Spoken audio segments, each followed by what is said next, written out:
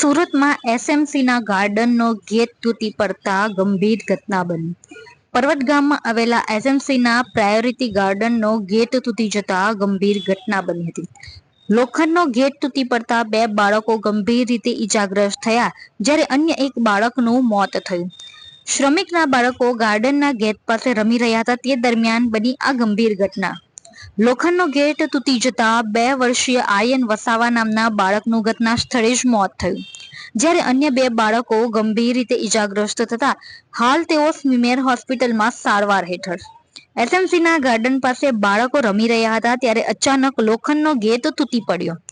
એસએમસીના નેજા હેઠળ આવતા આ ગાર્ડનનો ગેટ જર્જરિત હાલતમાં હોવા છતાં કેમ તંત્ર નિંદ્રામાં હતું. જર્જરિત થયેલ ગેટ તૂટી પડતા શ્રમિકના માસૂમ બાળકનો જીવ ગુમાવ્યો, તેનું જવાબદાર કોણ? મારું નામ છે હિતેશ શંકરભાઈ મુંડેરા, ભીલ સમાજ સુરક્ષા પ્રમુખ.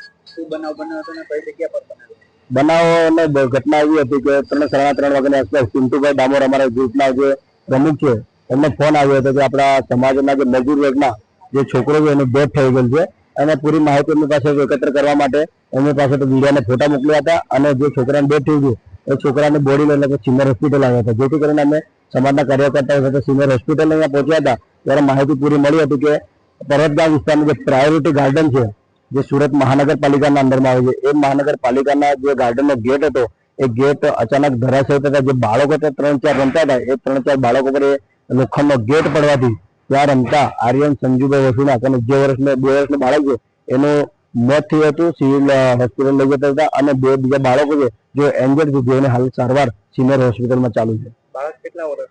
બાળક જે મરણ જનાર છે તે 2 વર્ષનું છે. બીજા 2 બાળકો છે એમની પણ 2.5-3 વર્ષ છે.